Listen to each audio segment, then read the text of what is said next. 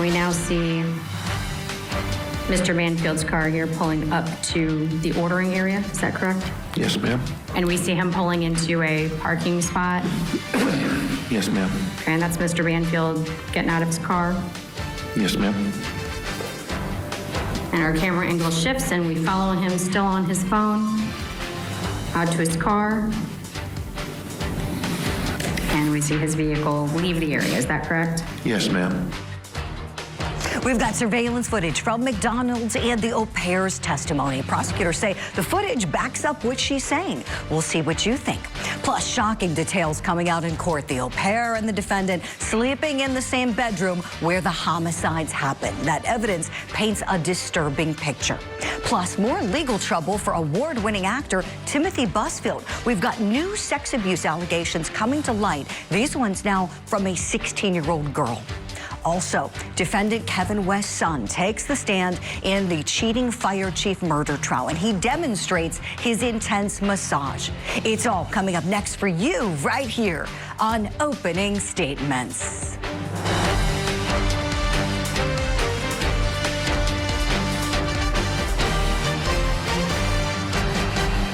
Good Friday morning to you and welcome to Opening Statements. I'm Julie Grant, TGIF, right? Well, before we get to the long holiday weekend, we got a great show planned for you this morning to get you all pumped up and ready to go for a big day on Court TV Live. Let's kick it off, my friends, as we always do. Grab that cup of coffee right now. It's time for my opening statement. Something stinks. Why did the au pair shoot? We know the 2 shots were fired at Joseph Ryan. The first shot from a federal law enforcement professional who carries a gun as part of his job. And then the second shot from a young woman who barely knew how to handle a gun. The messy au pair was made to carry concealed on the day that Joseph Ryan and Christine Banfield were killed. So why was her shooting part of this alleged murder plot? Why not have the trained, seasoned law enforcement professional handle all the shooting? And my friends, I've been thinking a lot about this since we heard the evidence on Thursday. That gun the au pair used was purchased by Brendan Banfield about a month before the homicides. And the evidence has shown us that Banfield took Miss au pair to a gun range to train her how to shoot before the homicides. Why? Why was that necessary? Think about it. If you're in a life or death situation, you're not going to feel too confident with a novice firing a gun around you, are you? No. So to me, the part of this alleged murder plot really stinks to high heaven.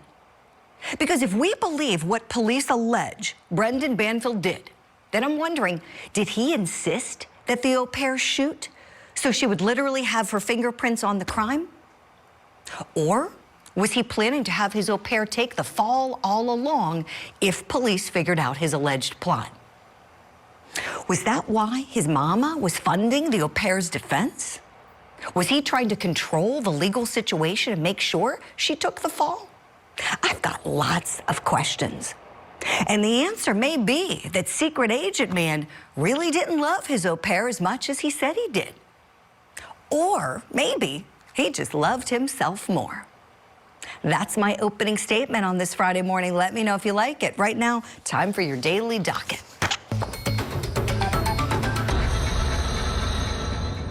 Usually I start at the shoulders, and I use my thumbs, kind of pressing in with the front fingers and back.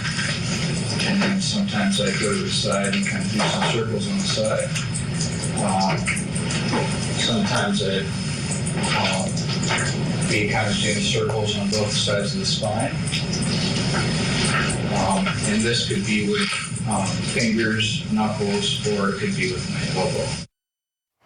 Okay, that's Kevin West, defendant that's Ted West, excuse me, Kevin West's son in the cheating fire chief murder trial. The defense says that an intense massage done by Ted is what triggered the seizure that killed Marcy West. Well, prosecutors say that Marcy was strangled to death. They allege that Kevin did it. Court resumes 1:30 p.m. Eastern time. We'll talk more about this case in a couple of minutes. And in New Jersey, we got the state's case continuing in the Mansion murders trial for Paul Canero. Testimony starting back up at 8:30 a.m. Eastern. And in Texas, court picks back up at 10 a.m. in the Uvalde school massacre trial for former police officer Adrian Gonzalez. Right now, we turn to your top story this morning. Court's going to resume on Tuesday. My friends, mark your calendars in the au pair affair murder trial. The Commonwealth has only 2 witnesses left, and then they say they plan to rest their case. Thursday, the jury saw surveillance footage from a McDonald's just minutes from Brendan Banfield's home. Detectives say that Banfield waited there for a call from his lover, the au pair, to signal the arrival of Joseph Ryan, the man who prosecutors say Banfield and the au pair lured to the home to set up him for murder. Now, the au pair testified that she and Banfield staged reasons to leave the house that morning so that Christine, one of the victims, wouldn't be alone. She says that she posed as if she were talking to the couple's young daughter in taking her to the zoo. But instead, she waited outside. She was really on the lookout for Joseph Ryan. I was supposed to stay in the car with Valerie to put something on her iPad for her to watch. And as soon as I saw Ryan pulling up the driveway, I was supposed to give Christine a call, but her phone would be off, it would go to voicemail, and I was supposed to call him right away and tell him there was somebody strange coming to the house, and that I was scared. So, does the McDonald surveillance footage corroborate the au pair's story? Bottom line, the Commonwealth of Virginia needs her. They need her in this case in order to prove the plot that they say Brendan Banfield was the mastermind of. What are you thinking of the au pair so far? Let's bring in our legal analyst guest and talk about this. He's a practicing criminal defense attorney, and he is a former prosecutor as well. Joe Tamburino on the show. Joe, good morning to you. Happy New Year. All right, my friend, tell me what you're thinking about the au pair. Can the jury believe her testimony overall? Well, good morning, Julie. Thanks for having me on. Yes, they can believe her testimony. And obviously the McDonald's, corroborates that. But you notice something too. While she's testifying, Banfield is just continuously taking notes. His head is down. It's like he's just, focused on whatever he's doing on that counsel table. And, the jury's going to be watching that. So I think, yes, the au pair is doing fine on the stand and her story is being corroborated. But look at how the defendant is also reacting to that. And the jury is going to absorb all of that. Oh, that's a good point, Joe. Yeah. Yesterday we had Susan Constantine on, and she was saying, he's cowarding. He's kind of, with his body language, you can just see the shrinking, as you said, the way he's putting his head down, taking those notes. Who knows what he's writing? We'll see if this guy testifies. And Joe, that's a great question for you. Does he need to testify? Yes, absolutely he does, because I think that, I think the au pair did very well on the stand, and he's going to have to get up there and he's going to have to say no. He's going to have to refute whatever she said and give his spin on the story, because if he doesn't, what the jury is going to be left with is obviously physical evidence, which is pretty strong, as well as her testimony. So I don't know how you unring that bell unless he gets up there. Right, Joe. Joe, I've got a clip for you. This is one of the most stunning things we've learned in this trial through the au pair's testimony, that Brendan Banfield was anticipating being investigated all along. Let's take a look. He knew eventually we would have one investigation. Why? Because there would be a murder, and it's just what happens. Joe, you've seen a lot in your many years of practice in criminal court. How often do you see a guy like this who isn't just hoping not to get caught, but is actually allegedly planning everything with the mindset that someone is going to look at this and scrutinize it and potentially try to trace him back to it? That doesn't happen that often. I mean, I haven't seen that in quite a while. But, you know, the commonality in these types of cases where you have someone who's fixated on getting out of a relationship, getting out of a marriage, and wants to do it his way, that's where you usually see this. That's where you usually see the scheming, the conniving, the getting other people under his influence to try to get his project across, which is murder, of course. And so that's usually the context where you see this type of planning. You usually don't see that in other crimes. Great points, Joe. I've got a clip for you. This is a compilation of some of the surveillance footage from the McDonald's. Let's take a look together. We now see Mr. Banfield's car here pulling up to the ordering area. Is that correct? Yes, ma'am. And we see him pulling into a parking spot. Yes, ma'am. Okay, and that's Mr. Banfield getting out of his car. Yes, ma'am. And our camera angle shifts and we follow him still on his phone out to his car. And we see his vehicle leave the area. Is that correct? Yes, ma'am. Joe, you know the defense position here is that the prosecution leaned on this witness and convinced her to give testimony, and they're insinuating for the jury that she's getting details from discovery materials. But then when you have something like this, as you said moments ago, you said this video really corroborates her story. Tell us how important it is to have corroboration with pieces of evidence like this video when you have a witness like Miss Au Pair. Well, basically what I go by is there's three parts to believing or whether or not to believe a witness. Basically three things. Number one is how that witness comes across. Do they basically seem sincere? And that's something that every juror will have to decide for themselves. Just how does the witness come across? The second is the witness consistent in their statements? Because when you have a witness that is saying A, B, and C one day and X, Y, and Z the next, well, that's not consistent. But people like to see overall consistency. And the third thing is, are their statements corroborated by other evidence? And that's what is happening right here. So when a juror sees a witness, they want to believe them physically, how they're acting and everything. They want to see if they're consistent, but they also want to see if their words are corroborated, which means proven by other evidence to be true or to be likely true. And I think that's what you're getting here. Well said, Joe. We've got more coverage of the Au Pair affair murder trial coming up. Here's what's next on Opening Statements. What bedroom did you stay in? When I first returned, I stayed in my bedroom, my upper bedroom. Did anyone stay in that bedroom with you? Yes, Who? a woman. And did the two of you ever move into the master bedroom?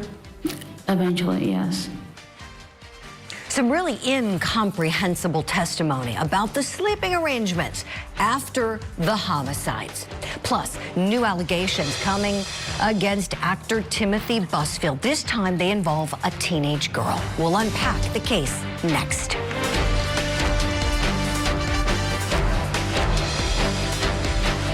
What are you reporting? Fire. The tragic murder of Keith Canero and his entire family. The defendant repeatedly shot and killed his brother and then moved to murder the rest of the family inside the home. Their sprawling mansion set on fire. Paul and Keith were not only brothers but business partners. This one is the most brutal case that I've seen in my experience here. The Mansion Murders Trial. Live coverage today on Court TV.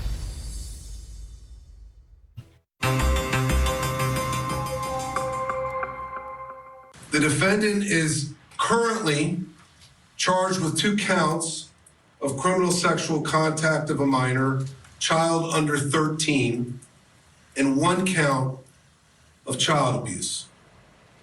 Under New Mexico law, each count of criminal sexual contact carries up to 6 years of incarceration, and child abuse carries up to 3 years. Actor Timothy Busfield in custody, being held on child sex abuse charges, and he's now facing a new allegation connected to a 16-year-old girl. The Emmy Award-winning actor made his first court appearance on Wednesday, a day after he turned himself in on the claims of inappropriately touching minors on set. In new documents, prosecutors say that the father of a teenage girl reported alleged abuse from several years ago, alleging that Busfield kissed her and put his hands down her pants during an audition. Busfield's attorney denied these allegations that are being made against the 68-year-old. In a statement, the lawyer said in part, quote, Tim Busfield denies the allegations and the criminal complaint and maintains they are completely false. As a voluntary step, he submitted to an independent polygraph examination regarding those allegations and passed. Again, that's from attorney Larry Stein representing Timothy Busfield. We saw him release that little video we showed you the other day where he is adamantly denying this. All right. So now that we have another component here, we have another minor coming in and saying that she was abused. Does that strengthen the narrative going right now against Timothy Busfield? Let's talk about it. Still with me, attorney Joe Tamburino. I want to welcome in entertainment commentator Zach Peter. Good morning to you both. Joe, let me begin with you. You were a prosecutor hearkening back to that time. How do you think these prosecutors are feeling now hearing that there is someone else coming forward upon the announcement of the first filing? Well, I would imagine they're feeling pretty good, because what this would go to is something that you and I have talked about many, many times, and that's what's called 404B evidence, which means some type of other acts. Many times they're called prior bad acts, but technically it's just called acts, other acts. But if those other acts are used to prove that a person has a method of operation, a pattern of doing certain types of crimes, whether it's something like specific aggravated robberies or specific sex crimes against specific people like minors, like minor girls of certain age groups, yes, that could be powerful evidence. Zach, you live in Hollywood, you podcast there. Are you feeling the tide turning yet? I mean, I think a lot of people right now are trying to stay away from it, given, how we've seen Hollywood really get rattled with Time's Up and Me Too. And I feel like right now, considering, this involves young children and minors on set after everything, right? After Hollywood has supposed to have made this big shift. I think, we've seen like Corey Feldman speaking out. I know Megyn Kelly's been covering it, but I mean, we even saw his wife, Melissa Gilbert. She shut down all social media and she's kind of, trying to stay as far away from this as possible. We saw SVU pulled an episode with Timothy Busfield. So it kind of seems like everybody's backing away right now. Right, I know exactly, Zach. Busfield, as you said, he addressed the first wave of the allegations we know right before he turned himself in. TMZ got that video. Let's take a look back for anybody who might have missed it. Here it is. I'm going to confront these lies. They're horrible. They're all lies. And I did not do anything to those little boys. And I'm going to fight it. I'm going to fight it with a great team. And I'm going to be exonerated. I know I am, because this is all so wrong and all lies. In addition to what Zach just mentioned about NBC pulling that episode of Law and Order and Melissa Gilbert taking down her socials, we know that Busfield's talent agency also dropped him. Can he recover in the court of public opinion? Regardless of what happens in the criminal case, and let's say he's vindicated, let's say he's cleared. What about the court of public opinion? Joe, how concerning is this if Busfield were your client facing just these allegations? Very concerning, because, look at what you see in the media. I think People magazine has recently reported that there was an allegation of sex abuse, that he had worked out some type of settlement, supposedly, back in 1996. So that's 30 years ago. So you're getting all this very negative press about all these prior acts, allegations, settling claims, whatever it is. That's not good when you're trying to fight a criminal case. You want to be able to control that. So, when you talk about public opinion, if I had him as a client and I see that the media is reporting things that are going back 30 years, yeah, I'd be pretty concerned. Definitely. Zach, I want to dovetail a bit more off of the point you made moments ago about how Hollywood, can embrace and love someone one minute and then the next minute it's hands off and somebody's persona non grata. Here we have two actors. We have Timothy Busfield, and his wife, who have been prominent figures in Hollywood for a very long time, Melissa Gilbert.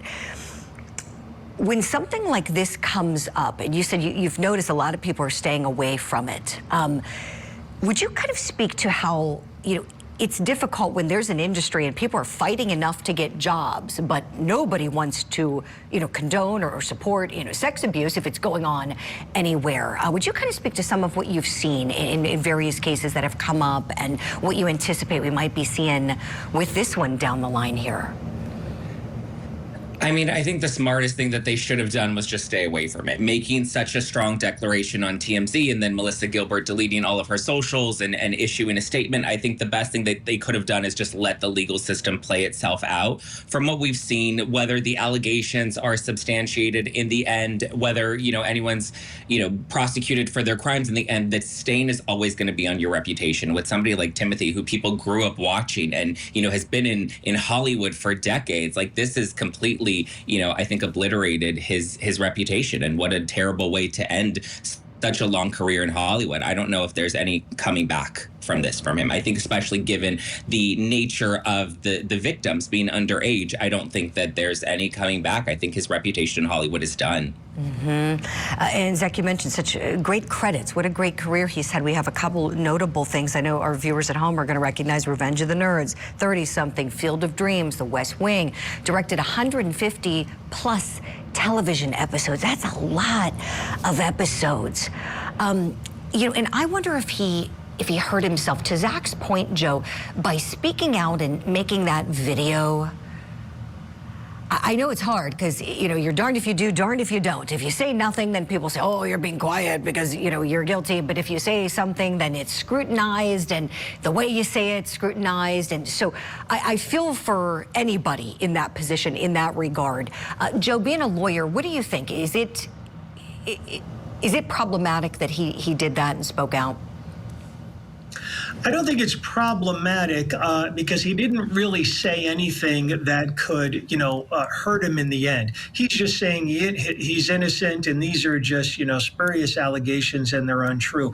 What I do think is problematic is, while this is all going on, his wife recently talked about how she felt pretty much abused.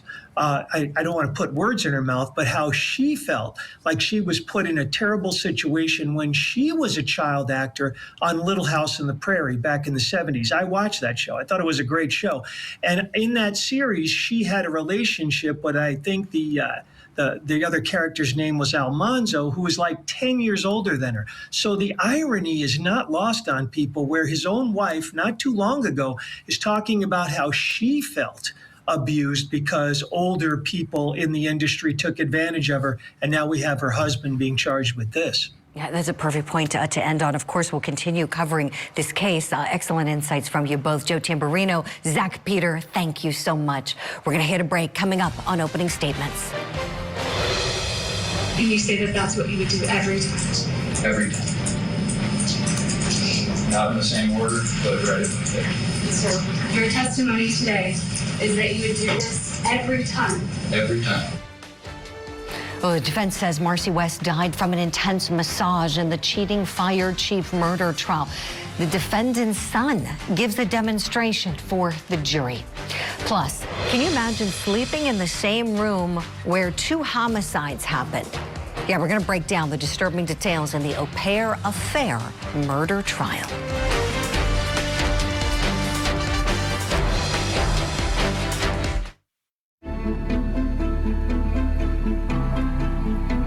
I have no idea what time it was. I just woke up. My dog was whimpering and kind of woke me up, and then I knew she was having a seizure, and I got out of bed, and I called 911 and went around my side of the bed.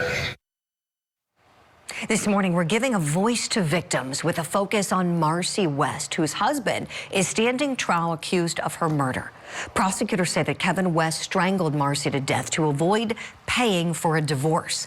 But Kevin's attorneys claim that Marcy died from complications after an intense massage by this man, the defendant's son, Ted, who took the stand as a defense witness and demonstrated the massage. Usually I start at the shoulders. I use my thumbs, kind of pressing in with the front fingers and back. And then sometimes I go to the side and kind of do some circles on the side. Sometimes I be kind of doing circles on both sides of the spine. And this could be with fingers, knuckles, or it could be with my elbow. All right, so that was the demonstration. Do you believe what the defense is saying? Do you believe that it was an intense massage the night before that led to a seizure, that led to a death on the day that her husband was going to leave her? The day he was supposedly coming with the divorce papers to leave her to go be with his mistress? What do you think? Let's bring in someone with a lot of case investigating experience. He's retired now. Lieutenant Mike Gould with us. Good morning, Lieutenant. What say you about these stories that are just miles apart about how Marcy West died? Yeah, as the saying goes, what a tangled web we weave when we practice to deceive. So in this case, truthfully, I thought the strangulation was a little odd, considering this guy's a paramedic. He had known about his desire to leave this marriage. So I thought he would have come up with something more, a little bit more sinister, perhaps poisoning or something else, an accident, staging an accident. So manual asphyxiation or strangulation is violent, and it usually, for a conscious person anyway, the crime scene usually will show a lot of disruption at the crime scene. So the question, of course, is this defense witness who gives his mother the massage, is that going to be consistent with the MEs, and it's going to be a battle of experts here? Of course, there's a lot of other circumstantial evidence, but so I always found this a little interesting that this is how this guy who seems very rational, it wasn't an extreme emotional disturbance. He didn't come in and say he found his wife in bed, he freaked out, and he just killed her. So I don't know. I think, why didn't he suffocate her? I mean, not to be too graphic, but there's other ways than strangling somebody in the middle of the night. That's a great point, Lieutenant. Hadn't thought about that, because when you're dealing with something sinister like this, to your point, when you have somebody who is trained, to a degree in the area of medicine and first responding as a firefighter, that he might have thought of another method if he was seeking to kill her. So that's a fair point. And to your other point, which is an excellent one, this is really going to come down to which expert the jury believes. I have a clip from the state's expert who is saying that there's no way a massage caused this. Let's take a look. The location of the contusion is, part of it is over a bony prominence, which is not a focus of a tissue massage. If there is slow continual pressure of the tissue sufficient to cause bleeding in the muscles, I would expect there to be injury to the skin surface. Lieutenant, what'd you think of that? Truthfully, I don't find it very powerful. As I said, strangulation of a human being it requires a lot of strength, and people flail. And if they're conscious, if she was unconscious when he did it, maybe that's a different story. So that's not powerful to me. And then we're going to hear what the defense has to say. But it's certainly, to me, not the smoking gun. It's all this stuff adds up to nefarious behavior. Of course it does. But if this is it, I don't know, Julie. Again, if he is guilty, as I said, we have devolved as a society and humanity to the point where murder, a loved one or a spouse, is better than it's easier and less complex than getting a divorce. So all of these cases that we're looking at these days involving these spouse homicides, murders, greed, lust, envy, jealousy are all played in almost all of them. And it's really scary, right? In the animal kingdom, this behavior doesn't doesn't exist. So it's really disturbing to me how we've devolved, as I said, to just, okay, we want to get out of a bad marriage. Divorce is as common as Botox these days, getting Botox. So I don't understand what the problem is that an intelligent person is think that they're not going to get caught. Right. You know, I think you said something that many of our wonderful viewers at home watching right now with their coffee are thinking, Lieutenant, how the 3 trials that we happen to be broadcasting right now, the 3, biggest, all involve alleged money motivation, where money, was at stake. And so a homicide would be an easier way to deal with things. And I'm speaking very generally, but you know the cases, the au pair trial, the mansion murders trial, and then the cheating fire chief trial, all, to your point, have very similar allegations going on that revolve around this. I love hearing your perspective, Lieutenant, because I think that we can watch that clip and look, you've been to crime scenes.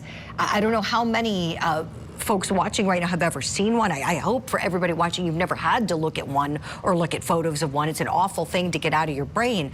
But as you said, you would imagine this to be very violent and to look very violent. She was strangled. So that is favorable for Kevin West, and the fact that his son is on his side, very clearly on his side, giving this testimony. I have a clip from his mom. Let's take a listen to some of what Mom had to say about his relationship with his mistress. I believe Kevin and Marcy loved each other.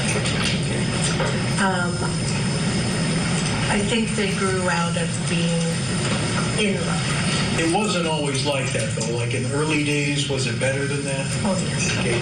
When, did you see a change at some point in their relationship? After they had kids. Okay, so Mom knew about the affair with the woman who's now his fiance. So Lieutenant, are you thinking this jury could walk away believing that it's an awful coincidence that he was gonna leave his wife and go be with the mistress, and she suddenly died on this day that he intended to depart? Yeah, so Julie, I'm not suggesting he's innocent, but beyond a reasonable doubt, it's one juror that has to kind of relate in some manner. And these, again, text messages and affairs and all of these things, again, I think that it's got to be obviously beyond a reasonable doubt. He has a presumption of innocence. But again, it's just a weird case in general. And I don't understand how in this day and age, if you think about the cases you're covering, very rarely are they not solved through digital evidence, surveillance cameras. It's not like just a random accidental homicide in the middle of the woods or mountains. Nobody gets away with these things, or rarely do they. 20 years ago, these diabolical schemes, probably he would have walked from these things, but there's just too much evidence. Digital footprints, breadcrumbs pointing. He's texting his mother, he's a 50-year-old man texting his mother about kind of like these intimate relationships with, I don't know, I don't recall me doing that when I was 50 years old. I couldn't do it because there was no text messaging, but I don't think I would be sharing those things with my mother. No, no. And Lieutenant, last question for you here. Seeing the son come in, and who's raised by Marcy and Kevin West. Marcy's the victim here. She's deceased. However, she died, if this was just, suddenly her life was taken away, because of these natural issues that occurred in her body, or if this was a homicide. Either way, a life was lost here. Do you think it's extra meaningful to the jury that we have this young man coming in and clearly being very supportive of Dad?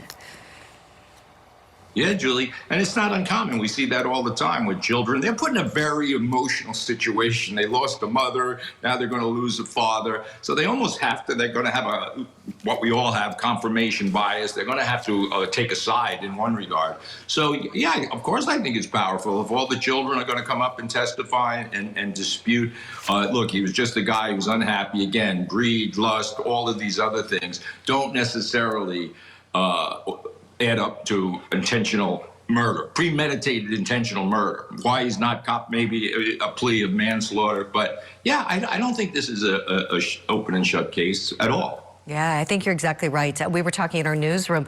We think this case could go either way. It's really one where I wouldn't be surprised with either outcome. Lieutenant Mike Gould, always a pleasure to have you on the program. Thanks so much. And before we go to break, of course, we want to put the focus on the victim. We want to remember 49-year-old Marcy West. We wish we knew more about Marcy. We have tried to dig. There's very little we can find on social media about her. We couldn't even find an obituary. And for that, we feel so sad. We knew that she was young, had a lot of life ahead of her. She is a beloved mother, and we know that she is missed, and we hope that her family will speak out and tell us more about her. We would love to hear those stories. We'll be right back.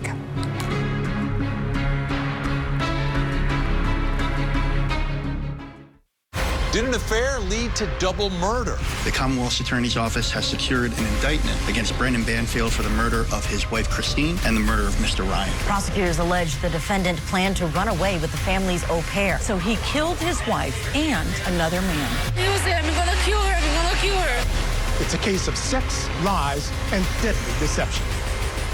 The Au Pair Affair murder trial. Live coverage continues Tuesday morning on Court TV.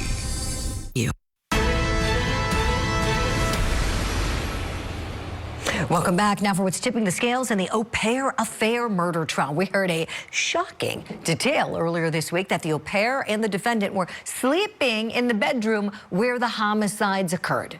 I want you to take a close look at this picture. Notice anything?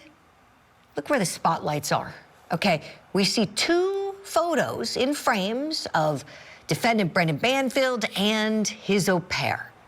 You can see them on both sides of the image here. And this is also the bed right here that the homicides took place in. Now, in case you're wondering, it appears the au pair also had her own room before the murders. She likes to hang the Brazilian flag in there. And we know she also brought it into the master bedroom as well. She also brought some of her lingerie into the closet where Christine used to keep her clothes.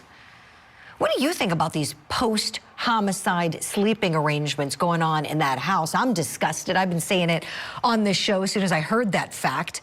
I want to bring in our guests and see what they think. I'm sure they've got a lot to say. I have Dr. Sue Kornbluth on the show, psychologist and private investigator Manuel Gomez. Good morning to you both. Dr. Sue, I'll start with you. Your thoughts, please.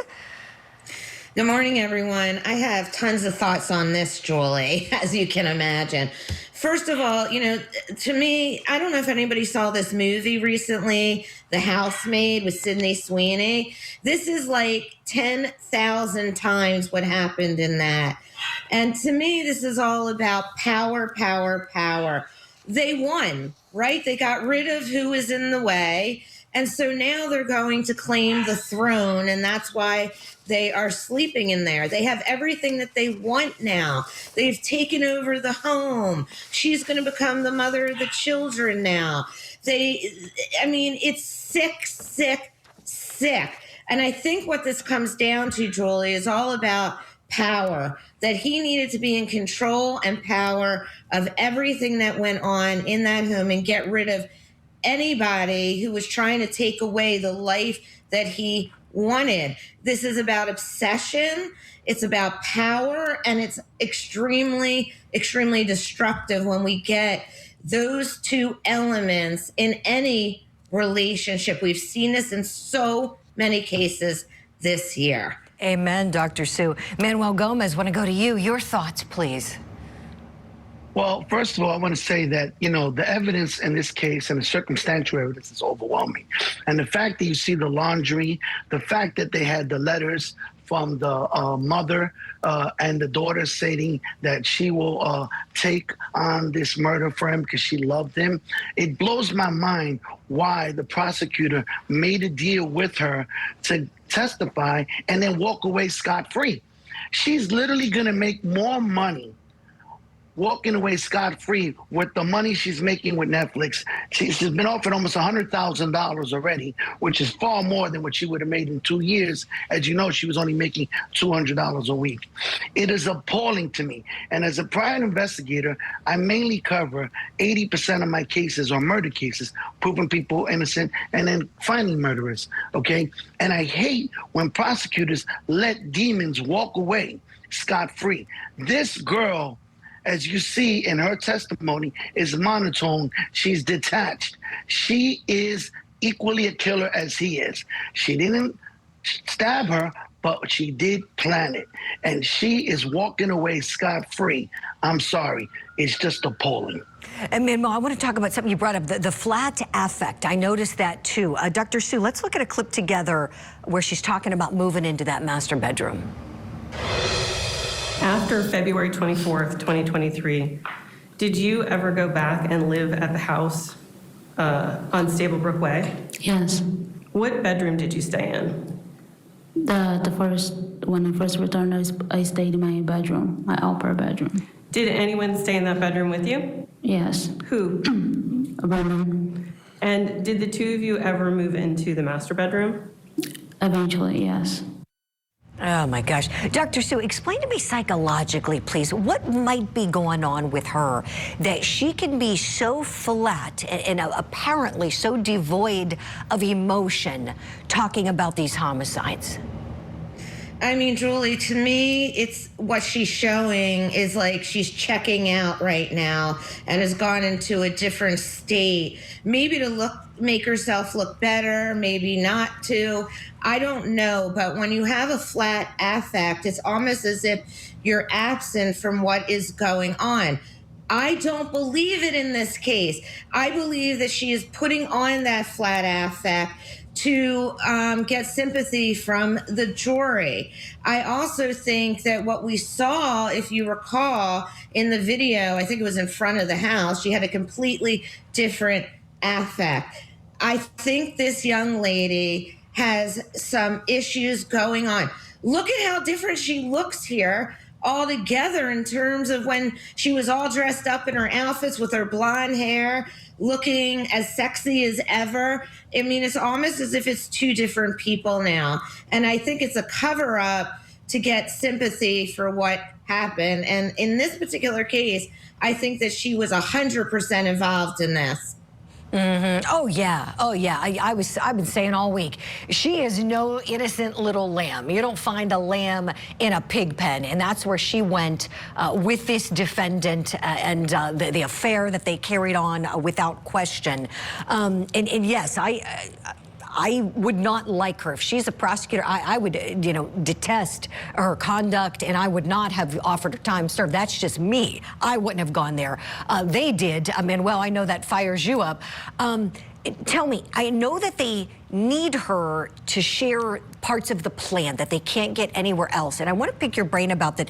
The depravity that's being alleged here. Manuel, this guy is said to have been thinking the whole time about how the investigation might come back to him. The au pair said that everything he did was to make sure that investigators would look at it and think he was clean. Manuel, why do you think her shooting was part of this plan? That's like the biggest question I have. Why do you think that she was made to shoot in this? I believe she was made to shoot because he was preparing her as a secondary option of what was going to happen if for some reason it was botched up. She would be the alternate to shoot in that house, and she could use the gun if, let's say, he got attacked and wasn't able to get the guy, and the plan didn't fall through. So yes, that shooting was a preemptive training to help her do the murder as well. Okay, again, this girl. And I'm glad, Julie, that you would never give a deal like that to walk away scot-free. I wish more prosecutors were like you. Unfortunately, we're letting so many demons out there and walk away scot-free. This girl, the sad thing, is going to go back to Brazil, Julie, and have $100,000. And this will literally fade away. This is what kills me in this case. To me, that's a travesty of justice. At minimum, she should have got at least 10 years in jail. At minimum. Yeah, and hopefully her plea to the felony is going to prevent her from profiting on the deaths of these people. So at least there's that admission. Amen. I'm with you. I'd love to see her behind bars for a long time and then sent back to Brazil. She's got to live with herself in this. It's terrible. I thank you both for the excellent discussion. We'll continue our coverage on this one. Dr. Sue Kornbluth, Manuel Gomez, thank you kindly. Friends at home, thank you for being with us for this Friday episode of Opening Statements. If you liked it, tell your friends about it. We're here every weekday morning for you.